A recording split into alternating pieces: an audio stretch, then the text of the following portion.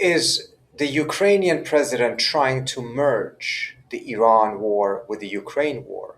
Or is he simply trying to exact the cost on Iran for having supported Russia? As he arrived in Washington, D.C., it appeared clear that there was an intent behind his visit and an intent behind the attack against an Iranian ship in the Caspian Sea that went beyond just exacting a cost on the Iranians for their support of Russia. It went beyond just showcasing the capabilities Ukraine have using long-range drones. And it went beyond just the idea of being a little bit helpful towards the United States. Instead, it appears that the objective of the Ukrainians may have been much bigger than that. It may have been to actually merge the two wars rather than just expand Ukraine into the Iran war. The distinction, of course, is essential. If the two wars were to merge, it does not mean only that the Ukrainians would get themselves involved in the Iran war.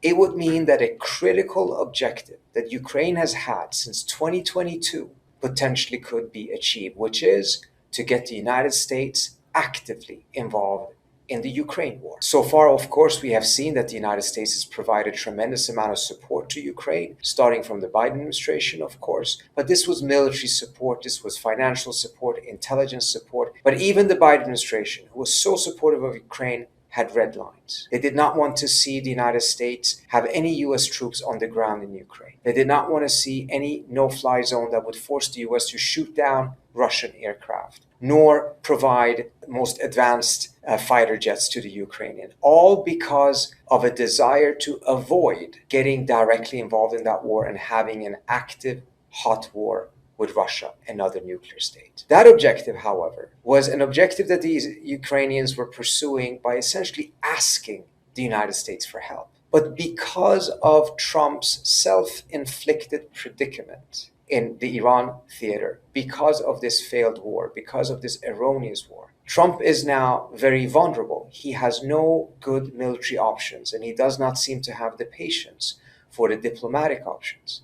That vulnerability may provide the Ukrainians with an opportunity. Because now, instead of coming and asking for charity, the Ukrainians are coming and offering help. By expanding the war, by opening a new front in the Caspian, doing essentially the same horizontal escalation that Iran has successfully done against the US by attacking GCC states and expanding the geography of that war, this would be a counter horizontal escalation by expanding the war into the Caspian as well. This is then something that Trump may be susceptible to, precisely because he's faced with no good options in Iran. But it would be an extremely dangerous move, because at the end of the day, it would bring the United States, even if Trump may think that he can do this without entering the Ukraine war, it nevertheless brings the US closer to that nightmare scenario from the American perspective. It is unclear to me whether Ukraine was successful in making this pitch. It is clear to me that there are elements in the Ukrainian military that are opposed to it and recognize a massive risk that this would be. Because yes,